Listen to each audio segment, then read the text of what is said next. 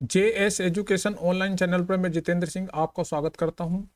आज हम चर्चा करेंगे जो अब तक हम पढ़ चुके हैं उस पर, यानी कि समावेशी शिक्षा के जितने भी पॉइंट अब तक हमने आपको पढ़ाए हैं या हमने जो भी डिस्कस किया है अपनी पुरानी कक्षाओं में, उन पर एक नज़र डालेंगे। समावेशी कक्षा का सबसे पहले हम देखेंगे ऐतिहासिक परिप्रेक्ष्य।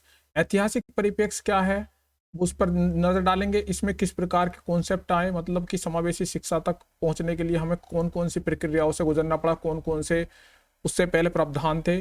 तो ऐतिहासिक परिप्रेक्ष्य में हम समावेशी शिक्षा में जो देखेंगे, यहाँ पर 3 भागों में बटा हुआ है। नंबर 1 विशेष शिक्षा, एकीकृत शिक्षा और समावेशी शिक्षा। विशेष शिक्षा क्या थी?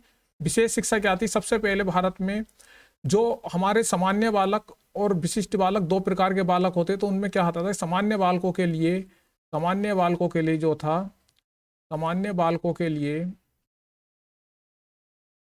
अलग स्कूल होते थे और जो विशिष्ट बालक थे उनके लिए अलग स्कूल होते थे। जो विशिष्ट बालक थे उनके लिए अलग से स्कूल थे। तो उन्हें जो है विशेष शिक्षा दी जाती थी। उस शिक्षा को, जो विशिष्ट बालक होते थे जो शारीरिक, मानसिक या किसी भी क्षेत्र में सामान्य बालकों की तुलना में या तो अधिक होते थे या कम होते थे, तो उस ऐसे बच्चों को जो विशिष्ट बालक कहलाते थे उनके लिए अलग से स्कूल होते थे विशेष, जिसमें जो विशेष शिक्षा का प्रावधान था पहले भारत में और पूरे विश्व में। तो ये जो कॉन्सेप्ट था, इसके बाद जब कोठारी आयोग यानी दौलत सिंह कोठारी आयोग, एक आयोग था, दौलत सिंह कोठारी आयोग, यह आयोग जो था 1964 से 1965 के बीच में गठित हुआ। इसने अपनी सिफारिशें दी, मतलब हर क्षेत्र में इन्होंने जो है अपनी सिफारिशें दी। इसके जो अध्यक्ष थे वो दौलत सिंह कोठारी थे। तो कोठारी, इनके नाम पे इसका आयोग का नाम कोठारी आयोग रखा गया। इस आयोग में सबसे पहले बताया गया है कि जो विशिष्ट बालक हैं उन्हें हमें सामान्य बालकों के साथ मिलाकर एक साथ शिक्षित करना चाहिए। तो ऐसा जो सबसे पहला प्रावधान आया था, तो सबसे पहले जो था कोठारी आयोग में इसकी चर्चा की गई। अब कोठारी आयोग में इसकी चर्चा की गई, लेकिन जब 1986 की शिक्षा नीति आई तो उसमें इस प्रावधान को, जो सिफारिश दौलत सिंह कोठारी आयोग में की गई थी, तो उसे जो है फिर से चर्चा हुई और उस पर फिर से एक बहस हुई तेज, और जिससे कि देश में जो था विशिष्ट बालकों के लिए अलग से कॉलेज थे और सामान्य बालकों के लिए अलग से स्कूल थे। तो ऐसे बच्चों के लिए जो है विशेष शिक्षा का प्रावधान खत्म करके एकीकृत शिक्षा का प्रावधान लाया गया। एकीकृत या समान्वित। एकीकृत शिक्षा क्या होती थी? इसमें क्या था, जो विशिष्ट बच्चे अलग से विशेष स्कूलों में पढ़ाए जाते थे या जो विशेष कक्षाओं में पढ़ाए जाते थे, अलग से उनके लिए शिक्षक होते थे, अलग से उनके लिए पाठ्यक्रम होता था, उन बच्चों को अब सामान्य स्कूलों में हम एक साथ एक ही छत के नीचे पढ़ा सकते थे। लेकिन एकीकृत शिक्षा में जो हमारे विशिष्ट बालक और सामान्य बालकों को हमने एक तो कर दिया, मतलब उन्हें एकीकृत तो कर लिया, समान्वित तो कर लिया सामान्य बालकों के साथ, लेकिन फिर भी जो है विशिष्ट बालकों का जो है सभी पक्षों का विकास सही से नहीं हो पा रहा था। तो इसी के लिए जो है सबसे पहले आपका, उसके बाद जो आया आपका समावेशी शिक्षा का प्रावधान यहाँ पर देखने को मिला। समावेशी शिक्षा का जो सबसे पहले कॉन्सेप्ट आया था, तो इसके लिए पहले हम देखते हैं जो विश्व के जो सबसे प्रमुख जो मतलब सेमिनार हुए या जो भी आयोग बने या जो भी सिफारिशें थी उनके बारे में चर्चा करते हैं। कुछ यहाँ पर जो प्रावधान थे जिनके माध्यम से जो है इसका निर्धारण हुआ समावेशी शिक्षा का। समावेशी शिक्षा के निर्धारण में सबसे पहले आपका आया मानवाधिकारों की सार्वभौमिक घोषणा, यानी मानवाधिकारों की सार्वभौमिक घोषणा 1948।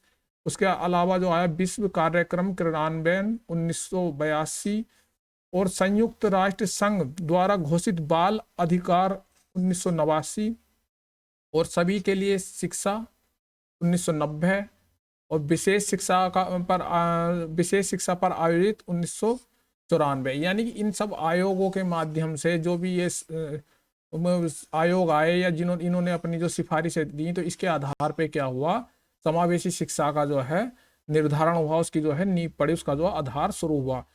लेकिन भारत में कब सबसे जो इन प्रावधानों में क्या हुआ था, भारत में जो इसका जो सबसे शुरुआत हुई वो कब से हुई, उसके लिए देखते हैं। इन प्रावधानों के माध्यम से क्या हुआ कि हमें समावेशी शिक्षा का जो है एक आधार तो मिल गया, लेकिन भारत में इसे लाने के लिए सबसे ज्यादा जो योगदान हुआ वो हुआ इन 3 कमेटियों का। नंबर 1, वर्तमान भारतीय संदर्भ में आरटीआई एक्ट, यानी आरटीई है ये, आरटीई यानी राइट टू एजुकेशन यानी सभी के लिए शिक्षा का अधिकार, सबको शिक्षा का अधिकार होना चाहिए 2009। और इसके बाद आपका आया NCF 2005, जो आपकी राष्ट्रीय पाठ्यचर्या 2005 यशपाल कमेटी ने जो गठित की थी, उन्होंने अपना बस्ते का बोझ कम करना है बच्चे का, इसमें जो, और इसका दिव्यांग अधिकार अधिनियम 2016। तो इन तीन प्रावधानों के माध्यम से जो था समावेशी शिक्षा को एक आधार मिला। और मानव संसाधन विकास मंत्रालय ने जो है 2003 में इसे जो है मंजूरी दी, मतलब यहाँ पर आरंभ किया गया समावेशी शिक्षा को। तो भारत के परिप्रेक्ष्य में हमने देखा कि सबसे पहले RTE act, right to education act 2009, NCF 2005, दिव्यांग जन अधिकार अधिनियम 2016, इन तीनों अधिनियमों एक्टों के माध्यम से जो है समावेशी शिक्षा को जो है मजबूत आधार मिला। और जो सब मानव संसाधन विकास मंत्रालय ने उसने 2003 में जो है समावेशी शिक्षा का आरंभ किया भारत में। इसके अलावा शिक्षा का अधिकार अधिनियम जो आया 2009 में, मतलब RTE, तो ये शिक्षा का अधिकार अधिनियम 2009 में क्या हुआ, ये जो मुख्य रहा है समावेशी शिक्षा के लिए, जो भी बच्चे हैं उनके लिए बहुत मुख्य जो अधिनियम था। इसमें क्या था, शिक्षा का अधिकार अधिनियम विशिष्ट आवश्यकता वाले बच्चों सहित 6 से 14 वर्ष की आयु वर्ग समूह के सभी बच्चों के लिए निःशुल्क एवं अनिवार्य शिक्षा का अधिकार प्रदान कराता है।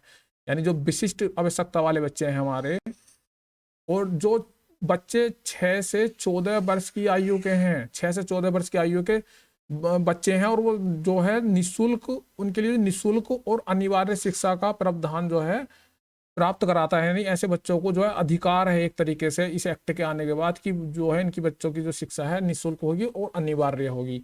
2009 से पहले ये बाध्यता नहीं थी। जब ये नियम पारित हो गया पार्लियामेंट में, तो इसके बाद क्या हुआ कि मजबूरन जो है सरकार को समावेशी शिक्षा पर विशेष जोर देना पड़ा, क्योंकि अगर इस नियम का पालन करते हैं तो सबकी शिक्षा देनी अनिवार्य है, निःशुल्क देनी अनिवार्य है, और 6 से 14 वर्ष के सही बच्चों को शिक्षा देनी अनिवार्य है, उसमें विशिष्ट बालकों का भी प्रावधान अनिवार्य है। तो इन सब मांगों, मतलब इन सब बिंदुओं को पूरा करने के लिए समावेशी शिक्षा का जो है कॉन्सेप्ट जो है बहुत मजबूत हो गया। तो इसके बाद समावेशी शिक्षा का यहाँ पर हम अर्थ जानेंगे। ये हमने जाना इसका इतिहास या ऐतिहासिक पृष्ठभूमि। अर्थ में क्या है, अर्थ में जानने के लिए देखते हैं सभी के लिए शिक्षा की अवधारणा के अनुसार बिना किसी भेदभाव के सभी प्रकार के बालकों और बालिकाओं की क्षमता को ध्यान में रखते हुए उन्हें इष्टतम विकास की ओर अग्रसर करना ही समावेशी शिक्षा कहलाता है। यहाँ पर क्या हुआ कि जो समावेशी शिक्षा, इसके अनुसार क्या है, बिना किसी भेदभाव के सभी प्रकार के बालक बालिकाओं की क्षमता को ध्यान में रखते हुए उनके इष्टतम विकास की ओर उन्हें अग्रसर करना ही जो है समावेशी शिक्षा कहलाता है। अब समावेशी शिक्षा की अर्थ के बारे में यहाँ पर हम केवल इनका जो है एक ओवरव्यू या एक रिवीजन कर रहे हैं। ये हम जो है अपनी पुरानी कक्षाओं में इन पर विस्तृत चर्चा कर चुके हैं। जिन बच्चों को अगर यहाँ पर कुछ समझ में नहीं आता तो वो पुरानी क्लासेस देख सकते हैं हमारी।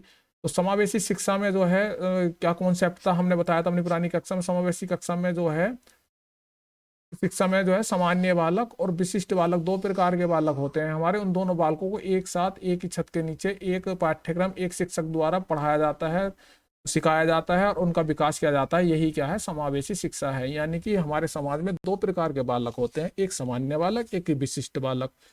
अब सामान्य बालक और विशिष्ट बालक को दोनों को एक साथ एक ही कक्षा में एक अध्यापक द्वारा पढ़ा के उन्हें विकसित किया जाता है, उन्हें समाज में जीने लायक बनाया जाता है, उन्हें जो है भविष्य के लिए तैयार किया जाता है। यही समावेशी शिक्षा है। समावेशी शिक्षा का अर्थ समझने के लिए अब यहाँ पर सामान्य बालक और विशिष्ट बालक 2 प्रकार के बालकों को यहाँ पर हमने देखा कि चर्चा हो रही है। तो हम जानते हैं सामान्य बालक क्या होते हैं हमारे और विशिष्ट बालक क्या होते हैं। सामान्य बालक जो शारीरिक, मानसिक, शैक्षिक और सामाजिक सभी प्रकार से सामान्य हो, यानी शारीरिक रूप से भी सामान्य हो, मानसिक रूप से भी सामान्य हो, शैक्षिक रूप से भी सामान्य हो और सामाजिक रूप से भी सामान्य हो, तो वो क्या होंगे, सामान्य बालक होंगे। लेकिन दूसरी ओर इसका विपरीत विशिष्ट बालक जो शारीरिक, मानसिक, शैक्षिक, सामाजिक सभी प्रकार से सामान्य से ज्यादा हों या कम हों, तो वो क्या होंगे, विशिष्ट बालक होंगे हमारे। यहाँ पर सामान्य बालक जो शारीरिक, यानी जो शरीर बिल्कुल सामान्य हो, जिनका शरीर मानसिक यानी जिनकी बुद्धि बिल्कुल सामान्य हो, शैक्षिक जिनकी शैक्षिक योग्यता सामान्य हो, सामाजिक पृष्ठभूमि वो जो सामान्य वो सामान्य वाले। लेकिन विशिष्ट वाले होते हैं या तो शारीरिक रूप से कम होंगे, वो उनके कोई शरीर में दोष होगा या उनके शरीर में कुछ अधिकता होगी। मानसिक यानी उनकी बुद्धि लब्धि कम होगी या ज़्यादा होगी। शैक्षिक यानी उनका जो पढ़ाई लिखाई का स्तर है वो कम होगा या ज़्यादा होगा। सामाजिक सामाजिक पृष्ठभूमि उनकी कमजोर होगी या मजबूत होगी, यानी वो सामान्य नहीं होंगे, सामान्य से या तो कम होंगे या ज़्यादा होंगे, यानी कि वो विशिष्ट बालक होंगे। अब जो हमारा मुख्य बिंदु है यहाँ पर विशिष्ट बालकों पर चर्चा यहाँ पर करते हैं, क्योंकि विशिष्ट बालकों को अगर हमने समझ लिया तो समावेशी शिक्षा को हम समझ गए। हमारा मुख्य उद्देश्य समावेशी शिक्षा का क्या है कि समावेशी शिक्षा में हमें क्या करना है, सामान्य के साथ विशिष्ट बालकों को पढ़ाना है। तो हम विशिष्ट बालकों को जानते हैं, विशिष्ट बालक होते क्या हैं। विशिष्ट बालकों को हम 4 वर्गों में यहाँ बांटते हैं। नंबर 1 सामाजिक रूप से विशिष्ट, नंबर 2 शारीरिक रूप से विशिष्ट, नंबर 3 मानसिक रूप से विशिष्ट, नंबर 4 शैक्षिक रूप से विशिष्ट। अब सामाजिक रूप से विशिष्ट बालक क्या कौन कौन से होते हैं? नंबर 1 आपका है संवेगिक। अब संवेग क्या होते हैं? हंसना, बोलना, रोना, ये सब क्या होते हैं? संवेग होते हैं। अपनी इमोशनल पर जो बच्चा मतलब जिसके अंदर या तो संवेग ज्यादा होता है, जरा सी बात पे रोने लगता है, जरा सी बात पे हंसने लगता है, किसी को कोई फर्क ही नहीं पड़ता। कुछ बच्चे ऐसे होते हैं। जो सामान्य बच्चा होता है वो सामान्य कंडीशन में जो है जिस तरीके की कंडीशन होगी उस प्रकार से अपने संवेगों को जाहिर करता है। लेकिन जो संवेगिक रूप से जिनके अंदर संवेग ज्यादा होते हैं, कम होते हैं, या तो वो जरा सी बात पे रोने लगते हैं या कितनी भी बड़ी बात पे नहीं रोते, तो वो विशिष्ट कैटेगरी में आएंगे। वंचित बालक। वंचित बालक यानी कि ऐसा वर्ग जो किसी चीज से वंचित रहेगा, जो जिसे मिलना चाहिए था लेकिन नहीं मिल पाया किन्हीं कारणों से। मान लीजिए कोई बच्चा है, उसका आर्थिक पृष्ठभूमि कमजोर है, उसके माता पिता नहीं है, कोई भी कारण है, वो तो उसे फायदे में क्या था, उसे शिक्षा मिलनी चाहिए थी लेकिन वो शिक्षा नहीं प्राप्त कर पाया। क्यों नहीं कर पाया? क्योंकि उसके माता पिता नहीं है या उस पर आर्थिक तंगी है, तो इस कारण से वो वंचित रहेगा। इस तरह इस वंचित में आपकी महिलाएं भी हो सकती हैं, लड़कियां, जिससे लड़कियों की शिक्षा पर जो है रोक लगा दी जाती थी। पहले उन्हें नहीं पढ़ाया जाता तो क्या था कि वो भी वंचित हो जाती थी। तो वंचित बालकों की कैटेगरी में वो भी आ सकते हैं। यानी जिन्हें रोक दिया जाए, जिन्हें वंचित कर दिया जाए, जो उन्हें मिलना चाहिए, जो पढ़ाई लिखाई उनके ने मिलनी थी सभी बच्चों के साथ साथ, वो क्या हो गए? वंचित हो गए। तो वो भी क्या हो गए? वंचित बालक भी विशिष्ट कैटेगरी में आ गए। बाल अपराधी। बाल अपराधी यानी जो बालक गलत गतिविधियों में लिप्त होते हैं, चोरी करते हैं, झूठ बोलते हैं या किसी भी तरीके की कोई गलत प्रवृत्ति होती है उनके अंदर, तो वो क्या होते हैं? बाल अपराधी होते हैं। वो भी विशिष्ट बाल कोई कैटेगरी में आते हैं। समस्यात्मक बालक। ये बच्चे क्या होते हैं? किसी न किसी समस्या से ग्रसित होते हैं, या तो ये हमेशा झूठ बोलते हैं या किसी भी कारण से डर डर होता है इनके अंदर, या इनके अंदर कोई भी प्रॉब्लम हो सकती है, तो इन्हें समस्यात्मक बालकों के अंतर्गत रखा जाता है। अब इसके बाद आते हैं आपका असमायोजित बालक। असमायोजित बालक यानी असमायोजित समायोजित बालक। असमायोजित बालक क्या होते हैं? असमायोजित बालक जो होते हैं वो होते हैं आपके जो ऐसे बालक जो बालक समाज के अंदर वो अपने आप को जो है एडजस्ट नहीं कर पाते। मतलब जो बच्चे समाज के अंदर अपने आप को एडजस्ट नहीं कर पाते, तो वो क्या होते हैं? हमारे समायोजित असमायोजित बालक होते हैं, जो कि मतलब एकदम से किसी से बातचीत नहीं करते हैं सही से, या दूर दूर दूरी बना के रखते हैं। तो कुछ बच्चे ऐसे होते हैं जो हर हमेशा अलग बैठते हैं, तो वो क्या होते हैं? हमारे हमारे असमायोजित बालक होते हैं। तो ऐसे बालकों को भी हम विशिष्ट बालकों की कैटेगरी में रखते हैं। तो ये हुए हमारे असमायोजित बालक। इसके अलावा अगला हमारा आता है माता पिता द्वारा तिरस्कृत बालक। माता पिता द्वारा तिरस्कृत बालक क्या होता है? जैसे कुछ माता पिता जो है अपने बालकों को हमेशा डांटते रहते हैं, उन्हें हीन दीन मतलब साबित करने की कोशिश करते हैं, उन्हें डांटते हैं, उनका तिरस्कार करते हैं, उन्हें सही से बात नहीं करते। तो ऐसे बालक भी क्या होते हैं? विशिष्ट बालक होते हैं। तो ये सामाजिक दृष्टि से क्या हुआ आपके? संवेगी, वंचित बालक और बाल अपराधी बालक, समस्यात्मक बालक, असमायोजित बालक और माता पिता द्वारा तिरस्कृत बालक, ये सामाजिक रूप से विशिष्ट होते हैं। अब शारीरिक रूप से विशिष्ट कैसे होते हैं बालक, वो देखते हैं। शारीरिक रूप से विशिष्ट दृष्टिबाधित बालक। जो बालक देखने में असक्षम होते हैं, यानी जिनकी दृष्टि बाधित होती है, यानी देखने में उनकी दृष्टि कमजोर होती है, तो उन्हें दृष्टि बाधित बालक बोलते हैं। यहाँ पर एक महत्वपूर्ण बात ध्यान देने वाली ये है कि समावेशी शिक्षा में पूर्ण रूप से दृष्टिहीन बालकों को शामिल नहीं किया जाता। उन्हीं बच्चों को शामिल किया जाता है जिनकी दृष्टि में कुछ कमी होती है, यानी जो जिनकी दृष्टि कमजोर होती है, उन्हीं बच्चों को हम समावेशी शिक्षा में शामिल करते हैं। अब इनकी दृष्टि क्या होती है? मान लीजिए किसी बच्चे को हम किसी सीधी सड़क पर सीधे स्थान पर खड़ा कर दें, तो ऐसे बच्चे को जो है कहाँ का 200 फीट का दिखता है, और किसी बच्चे को उसी स्थान पर खड़ा करके केवल 20 फीट का ही देख पाता है, तो वो क्या हुआ, दृष्टिबाधित बालक हुआ।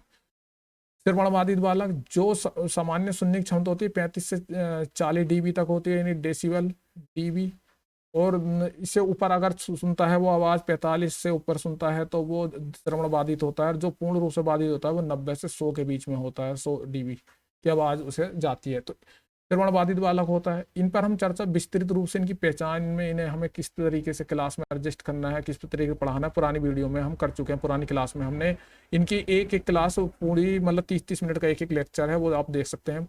बोलने में बाधित, यानी जिनको बोलने में, जैसे कुछ बच्चे तुतलाते हैं, कुछ हकलाते हैं, या किसी तरीके की उनके बोलने में जो है प्रॉब्लम होती है, उसे बोलने में बाधित होता है, बाक दोष होता है। उसे अस्थि बाधित, यानी जिनकी हड्डियों में कोई ना कोई कमियां होती हैं, हड्डी टूटी फूटी, छोटी, टेढ़ी मेढ़ी, पैर फिरे हुए, इस तरीके से क्या होता है, अस्थि बाधित बालक होते हैं। बहु विकलांग बालक, यानी किसी बालक के अंदर, किसी बालक के शरीर में एक से अधिक विकलांगता होती है, यानी उसकी एक हड्डी भी टूटी हुई है, एक आंख भी खराब है, उसके आंख और कान में प्रॉब्लम है, या उसे बोलने में, आंख में, मतलब एक से ज्यादा विकलांगता होती है, तो उसे बहु विकलांग बोलते हैं। अब विकलांग शब्द यहाँ जो है, इसकी जगह हम दिव्यांग शब्द का प्रयोग करते हैं। दिव्यांग शब्द का प्रयोग किया जाता है, तो विकलांग शब्द को हटाकर दिव्यांग शब्द का प्रयोग करना उचित होगा।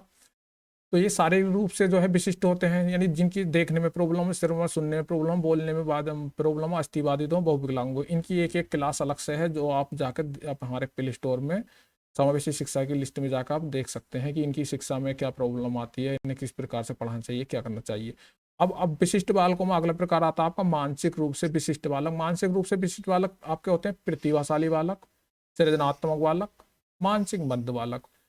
अब प्रतिभाशाली बालक जो होते हैं उनका आईक्यू लेवल 140 से प्लस होता है, यानी ऊपर होता है, और जो सृजनात्मक बालक होते हैं उनका आईक्यू लेवल जो है 90 से कम होता है।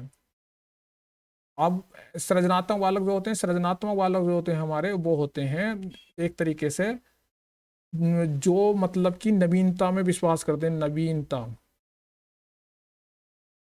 इनके अंदर मौलिकता होती है, मौलिकता, यानी नई नई चीज़ों में विश्वास करते हैं। सबसे पहले हम यहाँ पर 140 और 190, ये बुद्धि लब्धि का जो कॉन्सेप्ट था, ये हमने पढ़ाया था। बुद्धि लब्धि में जो होता है, जैसे आप किसी बच्चे की बुद्धि लब्धि निकाल दें तो बुद्धि लब्धि बराबर होता है, बुद्धि लब्धि बराबर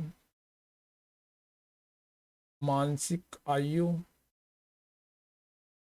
बटे वास्तविक आयु गुणा 100।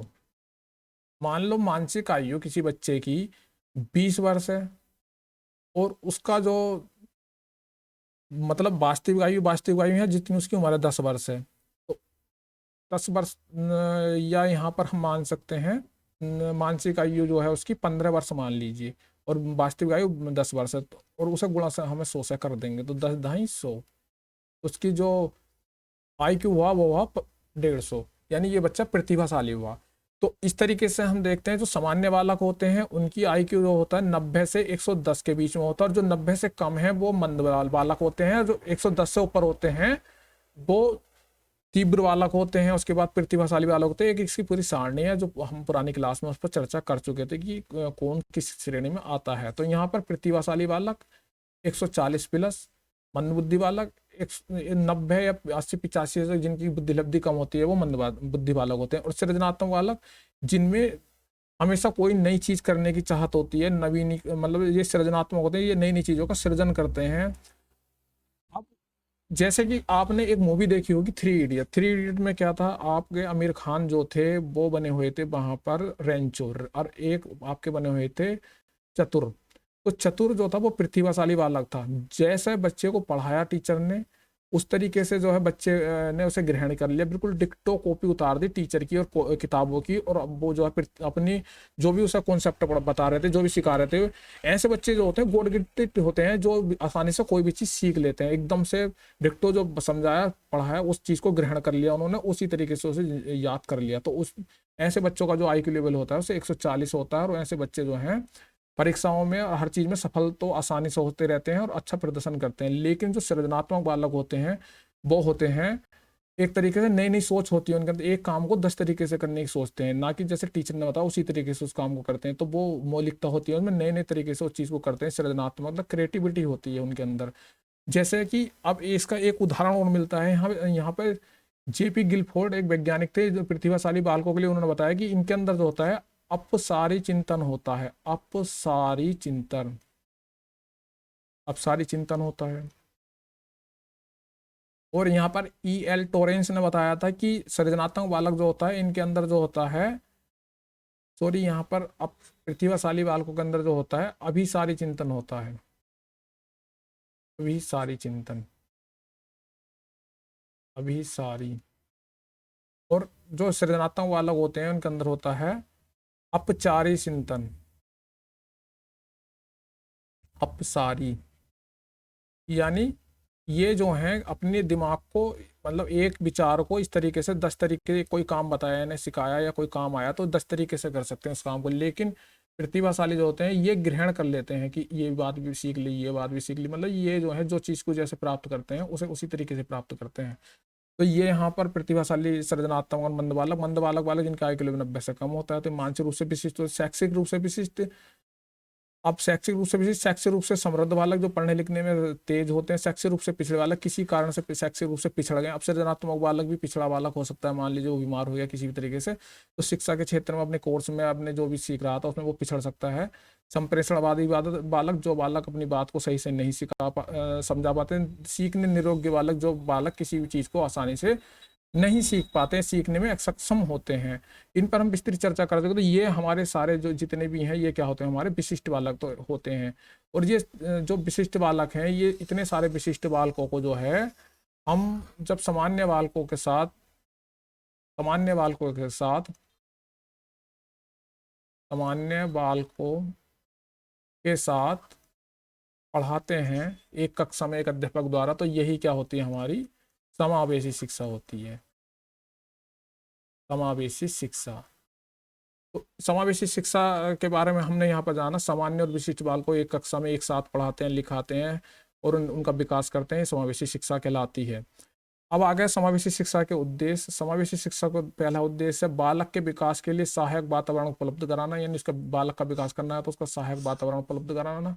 बालक में समाज के प्रति सकारात्मक दृष्टिकोण, समाज का बालकों के प्रति संवेदनशीलता और सीखने के प्रवृत्ति का विकास करना, बच्चे के अंदर सीखने की प्रवृत्ति का विकास करना, बालकों में नवजीवन की संचार करना, बालकों को स्वावलंबी होना और व्यावसायिक शिक्षा प्रदान कराना। यानी कि सभी बालकों को जो है सहायक, मतलब अच्छा वातावरण उपलब्ध कराना, सकारात्मक दृष्टिकोण लाना, उनके अंदर संवेदनशीलता लाना, प्रवृत्ति का विकास करना, नवजीवन के संचार, स्वावलंबी बनाना, व्यावसायिक शिक्षा का प्रदान करना। समावेशी शिक्षा का मुख्य उद्देश्य जो हमारे विशिष्ट बालक है, जो हमारे किसी भी रूप से पिछड़े या कोई भी उनके अंदर विशिष्टता है, तो उन्हें सामान्य बच्चों के साथ पढ़ा लिखा कर उन्हें सामान्य बच्चों की तरह बनाना, जिससे कि वो समाज में अपना जीवन यापन कर सकें।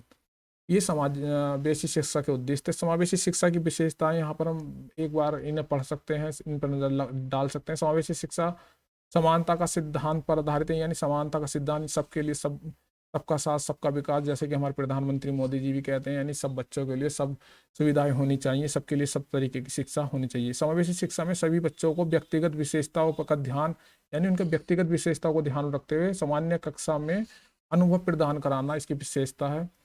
अगली विशेषता है समावेशी शिक्षा में पृथकीकरण की अपेक्षा समावेशन पर बल देना, यानी उन्हें मिला लेना, अपन एक जगह मिलाकर पढ़ाना, यानी उन्हें अलग नहीं कर, अलग अलग ना करके एक जगह समावेशन करके करना जो है इसकी एक मुख्य विशेषता है।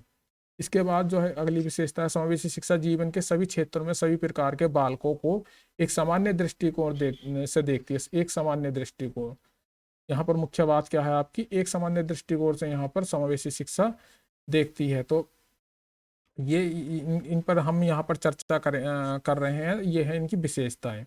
और अगली विशेषता क्या आती है, इसके अलावा समावेशी शिक्षा में सभी प्रकार के दिव्यांग बालकों को या बालिकाओं को उनकी क्षमता के अनुसार ज्ञान प्रदान किया जाता है।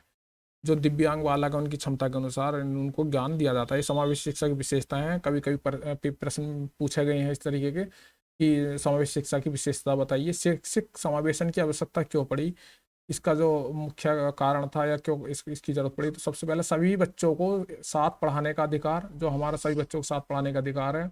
यानी सबको समान अधिकार। समावेशी व्यवस्था में बच्चे शैक्षिक और सामाजिक दृष्टि से हर प्रकार से अच्छा प्रदर्शन करें। अन्य बच्चों के साथ पढ़ने से विकलांग बच्चों में भी वह अज्ञानता और पूर्वग्रह का कम हो जाता है। मतलब जो विकलांग बच्चे हैं और जो सामान्य बच्चे हैं, उनके साथ पढ़ के जो है उनके अंदर भी जो है जो कमियां हैं वो थोड़ी दूर हो जाती हैं। उनके अंदर जो हीन भावनाएं हैं, जो अपने आप को वो हीन दीन समझते हैं, तो वो उनके अंदर वो कमियां दूर हो जाती हैं। सभी बच्चों में सहयोग वातावरण, बेहतर समझ और सम्मान विकसित होता है। सहयोगी वातावरण विकसित हो जाता है और सम्मान भी विकसित हो जाता है। सभी बच्चे अपने आप को सम्मानित महसूस करते हैं और उससे एक दूसरे का सहयोग करने की उनके अंदर एक जो है वातावरण स्थित हो जाता है। समावेशन के प्रकार क्या होते हैं? भाषा के आधार पर समावेशन। हमारे देश में कई प्रकार की भाषाएं बोली जाती हैं, हिंदी, इंग्लिश, तेलुगु, इस तरीके के। तो हर तरीके के भाषा के बच्चों को हम कक्षा में किस प्रकार को शामिल करना है, तो भाषा के आधार पर हमें समावेशन करते हैं। धर्म के आधार पर विभिन्न प्रकार के धर्म हमारे देश में, सभी धार्मिक बच्चों को एक साथ पढ़ाना लिखाना। धार्मिक धर्म के आधार पर जो समावेशन, लिंग यानी जो लड़का लड़की हैं इनका भेदभाव करते हैं लिंग के आधार पर समावेशन। आर्थिक आधार पर गरीब अमीर, जातिगत आधार पर यानी जो उच्च जाति, नीची जाति, स्वर्ण जाति, मतलब इस तरीके की जाति के आधार पर समावेशन। विशेष आवश्यकता वाले बच्चों का समावेशन, यानी जिन्हें कोई विशेष आवश्यकता है तो उनका समावेशन। तो समावेशन के ये प्रकार हैं, इनके आधार पर हम समावेशन कर। शिक्षक की क्या भूमिका है? मुख्य शिक्षक की भूमिका पर नजर डालते हैं। इससे पहले हम कई इन पर सब पर जो है एक विस्तृत चर्चा कर चुके हैं, लेकिन फिर भी यहाँ मुख्य मुख्य पॉइंट जो परीक्षा की दृष्टि से आ सकते हैं। समुदाय भावना को बढ़ाने के लिए खेलों का आयोजन, हम खेलों का आयोजन कर सकते हैं। शिक्षक या जो शिक्षक बच्चों के अंदर खेल करवा के उनको इस तरीके का जो है उनके अंदर सामुदायिक भावना विकसित कर सकते हैं। अगला क्या है आपका? विद्यार्थियों को समस्या के समाधान में शामिल करके, कोई समस्या है तो विद्यार्थियों को जो है हमें उसमें शामिल कर लेना चाहिए। अगला इसके बाद किताबों और गीतों का आदान प्रदान करके, संबंधित विचारों का कक्षा में आदान प्रदान करके छात्रों के समुदाय की भावना बढ़ाने के लिए कार्यक्रम तैयार करना। और इसके बाद जो है छात्रों को शैक्षिक शिक्षक की भूमिका निभाने का अवसर देना, मतलब शिक्षक एज ए शिक्षक कार्य करने का मौका देना उन्हें, कि शिक्षक की तरीके से आप क्लास में डील किए। विभिन्न कार्यकलापों के लिए छात्रों का दल बनाना, दल से जो है एकता बढ़ती है। प्रिय वातावरण का निर्माण करना, अच्छा वातावरण होना चाहिए क्लास के। बच्चों का जो है लक्ष्य निर्धारित करना, बच्चों के लिए लक्ष्य निर्धारित करना जो है एक शिक्षक की भूमिका है। बच्चों को क्या करना चाहिए, तो इस तरीके से शिक्षक की भूमिका है जिन पर हम एक जो प्रश्न आ सकता है। तो आज हमने देखा समावेशी शिक्षा में शिक्षक की भूमिका, शैक्षिक समावेशन के प्रकार, शैक्षिक समावेशन की आवश्यकता, शैक्षिक समावेशन की मुख्य विशेषता, समावेशी शिक्षा के उद्देश्य, विशिष्ट बालक कौन कौन से होते हैं, सामान्य बालक, समावेशी शिक्षा का अर्थ, शिक्षा का अधिकार अधिनियम 2009, और इसके अलावा जो प्रावधान थे समावेशी शिक्षा के, उसके अलावा जो ऐतिहासिक परिप्रेक्ष्य समावेशी शिक्षा का। तो समावेशी शिक्षा के अंतर्गत पहली यूनिट में हमने अब तक जो हमने ये चर्चा की उन पॉइंटों पे जो हम क्लास में पढ़ा चुके थे आपकी। अगर हमारी कक्षाएं आपको पसंद आती हैं तो हम ये आपसे आशा करते हैं कि ये वीडियो अधिक से अधिक अपने जो सहपाठियों ने शेयर कीजिए, लाइक कीजिए और हमारे चैनल को सब्सक्राइब कीजिए, ताकि हम आपके लिए ऐसी वीडियो लाते रहें। आपके सब्सक्राइब से और आपके शेयर करने से जो है हमारा मोटिवेशन बढ़ता है और हमें और अधिक मेहनत करने के लिए प्रेरित करता है। यदि किसी प्रकार की कोई आपको सुझाव देना है, किसी प्रकार की कोई समस्या है, तो आप हमें सुझाव दे सकते हैं। अगली वीडियो हम जल्द ही लाएंगे। और लगातार हमारी क्लासेस चल रही हैं। कुछ टेक्निकल एरर्स हैं हमारे पास, हमारी लाइटिंग की प्रॉब्लम सही नहीं थी, कुछ सॉफ्टवेयर प्रॉब्लम्स हैं, तो इस कारण से हम जो है कुछ डिले हो जाता है। हम जल्दी ही मैथ की क्लास भी शुरू करने जा रहे हैं, कुछ बच्चों के मैथ की डिमांड है। तो आशा करता हूँ कि आपको मेरी ये वीडियो पसंद आई होगी। धन्यवाद, नमस्कार।